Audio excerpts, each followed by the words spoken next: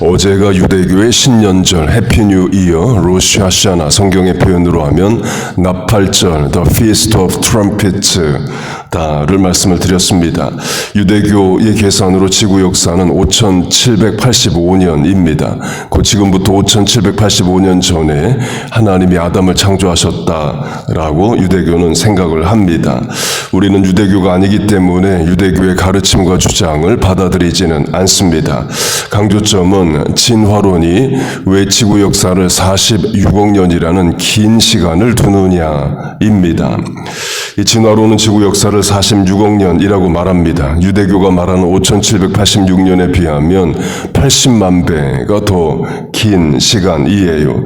이유는 종에서 종으로 진화를 하려면 긴 시간이 필요하기 때문입니다. 성경은 그렇게 말하지 않습니다. 단 6일 동안 하나님이 지구를 말씀으로 창조하시고 모든 생명체가 생겨납니다. 어류에서 양서류로, 양서류에서 조류로, 조류에서 포유류로 오랜 시간 동안 진화된 게 아니라 말씀으로 각기 종류에 따라 그날 다 창조가 되었어요. 그래서 창조신학에서는 진화론이 말하는 그런 긴 시간이 꼭 필요한 건 아닙니다. 이 지구 역사가 6000년이다라는 이야기를 들어보셨을 겁니다. Young Earth Creationism, 젊은 지구론이라고 말합니다. 진화론의 46억 년에 비하면 굉장히 짧은 시간이죠. 또 유대교가 말하는 5785년과 비슷합니다. 지구 역사가 6000년이다의 문제는 그걸 처음 주장한 집단이 이단 사이비여서 그래요. 제7안식교에서 주장을 했습니다. 안식교의 가장 큰 문제는 예수님의 재림으로 말미암는 하나님 나라 천국이 영적인 공간이 아니라 이 땅이다를 주장하고 지옥은 없다 말하고 주일 예배 드리면 지옥 간다 말하고 또 주일 예배를 드리면 안 된다라고 말하는 이단입니다. 지구 역사가 몇 년이냐의 단서가 성경에 있기는 합니다. 열왕기상 6장을 보면 솔로몬이 왕이 된 지 4년째의 해가 출애굽한 지 480년째라고 말합니다. 출애굽은 야곱의 가족이 이집트에 간 지 400년 뒤에 일어나죠. 창세기를 보면 아담부터 아브라함 때까지의 나이가 나옵니다. 계산해 보면 아담은 노아의 아버지 때까지 살아 있었습니다. 또 노아는 아브라함이 56세 때까지 살아 있었어요. 그 노아와 아브라함이 동시대 인물입니다.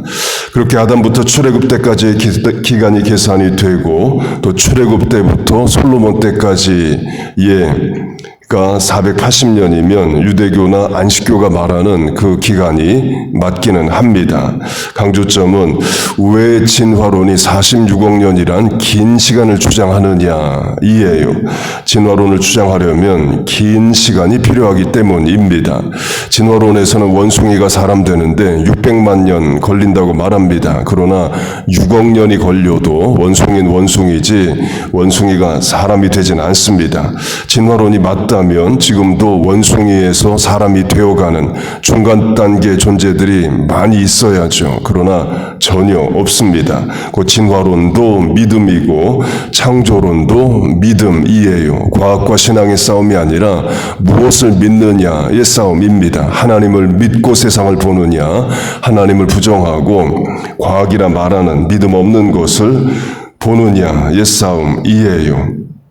본문을 보면 야고보서를 읽는 수신자, 독자, 곧 우리를 너희라고 부릅니다. 이 본문 4장 1절부터 본문까지 너희가 5번 나옵니다. 곧 우리가 너희이에요. 그런데 본문은 너희를 곧 우리를 죄인이라고 부릅니다. 죄인들아 손을 깨끗이 하라. 하나님을 가까이 하라와 연결을 하면 우리가 죄를 품고 하나님께 가까이 할 수 없다를 말합니다. 바꿔 말하면 하나님께 가까이 나가면 결국 발견하는 것은 내 죄의 문제고 또 하나님께 가까이 나오면 하나님이 죄 문제를 해결하신다를 말합니다. 더러운 옷을 입은 것으로 비유하면 더러운 옷을 입은 자가 어두움 가운데 있으면 본인이 더럽다를 깨닫지 못합니다. 그러나 밝은 빛에 나가보면 하면 본인이 더럽다를 깨닫게 되죠.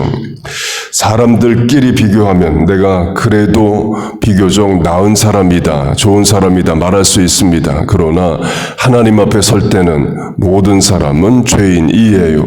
의인은 없나니 하나도 없고 모든 사람이 죄를 범하였다 말합니다. 구약시대에 일반 백성보다는 그래도 하나님께 가까이 가 있다라고 여겨지는 사람이 제사장과 선지자입니다. 제사장은 늘 죄 문제를 해결하는 속죄의 제사를 드리는 사람이고, 선지자는 하나님을 대신해서 말씀을 전하는 자입니다. 하나님 앞에 바르게 살고자 일반 백성보다는 노력하는 자들이지요. 그래서 일반 백성들이 볼 때는 제사장과 선지자는 하나님께 가까이 있는 자들입니다.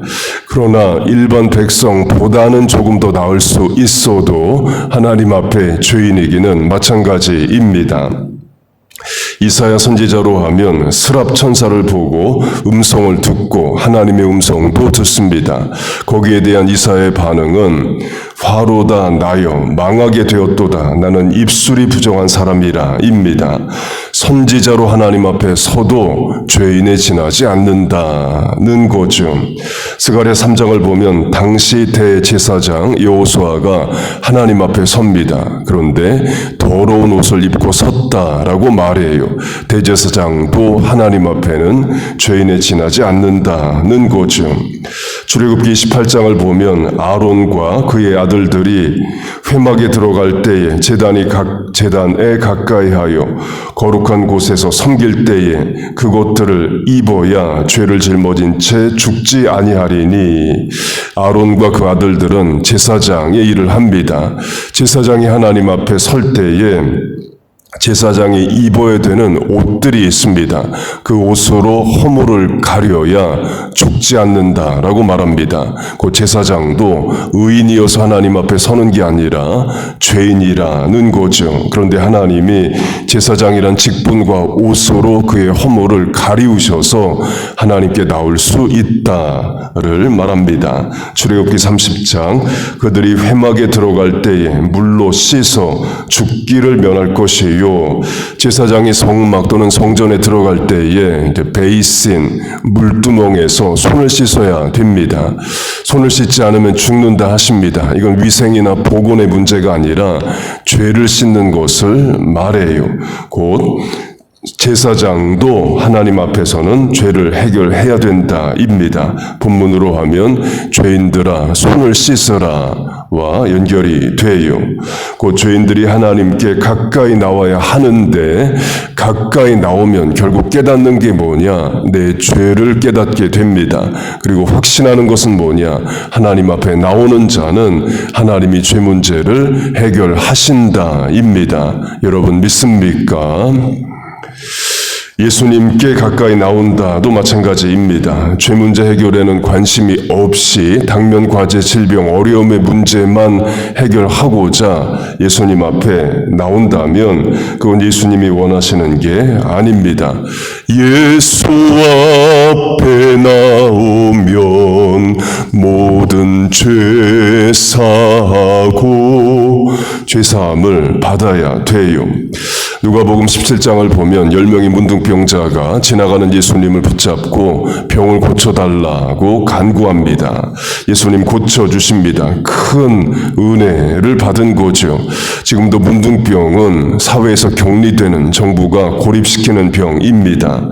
당시 문둥병자는 아픈 자라기보단 하나님께 저주를 받아 병든 자였어요. 마을에서 살지 못하고 마을 밖에 쫓겨나 죽기를 기다리는 자였습니다. 그런 인생을 예수님이 고쳐주십니다. 그런데 10명 중에 1명만 돌아와서 예수님께 감사를 표했다를 말합니다. 예수님 그러자 이런 말씀을 하셔요. 9명은 어디 있느냐? 그러시면서 그 돌아온 1명에게, 감사하는 1명에게 내 믿음이 너를 구원하였다 하십니다. 너의 믿음이 내 병을 치유했다 하지 않으시고 죄사함과 연결이 되는 구원을 말씀을 하셔요. 곧 예수님이 바라시는 것은 육체적 질병 치유뿐만 아니라 영혼의 구원, 곧 죄사함을 받아야 한다는 겁니다. 예수님이 십자가 지신 이유가 그겁니다. 예수님이 바라시는 것이 육체의 질병, 삶의 문제 해결이면 십자가 지시면 안 됩니다. 지금까지 살아계시면서 각 대륙을 돌아다니시고 세상 의학이 또 고치지 못하는 질병들 고쳐 주셔야죠. 그러나 예수님 그렇게 안 하시고 십자가 지십니다. 1세기 이스라엘 안에 수많은 병자와 귀신 들린 자가 있는데 다 고쳐주지 않으시고 십자가를 지십니다. 왜? 온 인류의 죄 문제를 해결하시러 오셨기 때문입니다. 그 말은 예수님 앞에 나와 질병도 치유받고 삶의 고민도 해결돼야 되지만 결국에는 죄 문제를 해결해야 된다를 말합니다. 병고침을 받고 죄사함을 못 받으면 잠깐 좋은 것뿐입니다. 반대로 병고침은 못 받았다 해도 죄 문제 해결되면 되는 겁니다. 하나님을 가까이 하라 그러면 하나님이 가까이 해주신다의 의미 중 하나도 하나님께 가까이 나오는 자 죄 문제를 해결해 주신다를 말합니다. 너희를 곧 우리를 죄인이라 부르는 게 그걸 말해요. 탕자 비유도 그걸 말하죠. 아버지께 가까이 오자 아버지는 탕자의 죄를 사하고 아들의 지위를 회복시켜 줍니다. 곧 하나님께 나와서 우리의 소원을 아뢰는 차원도 분명히 있고 그러나 가장 중요한 것은 죄 문제 해결입니다. 회개의 의무가 있다는 거죠. 그 십자가는 하나님이 우리를 용서하신다는 확신입니다. 예수 앞에 나오면 모든 죄 사하고 우리가 하나님 앞에 나와 그렇게 죄 문제를 해결받습니다. 그리고 삶의 문제도 전능하신 하나님 해결해 주십니다. 그렇게 늘 하나님을 가까이 하고 죄 문제를 옳게 해결하고 하나님이 주시는 위로와 치유와 회복과 소생 안에 살아가는 우리 모두 되시기를 주의 이름으로 축복하고 축원합니다. 아멘. 기도하겠습니다. 하나님 아버지, 늘 하나님을 가까이 하고자 하는 새벽 기도자들 모였습니다. 연약한 인생 또한 하나님 앞에 가까이 나왔습니다. 죄를 가지고 사는 죄된 인생 하나님 앞에 나왔습니다. 우리를 치유하시고 회복하시고 죄 문제를 해결하여 주옵소서. 하나님을 가까이 함이 우리의 능력과 복이 될 줄로 믿습니다. 하나님 또한 삶의 문제로 고민으로 질병으로 어려움으로 나왔습니다. 하나님의 은혜를 구하오니 우리를 도우시고 기도에 응답하여 주옵소서. 예수님의 이름으로 기도하옵나이다. 아멘.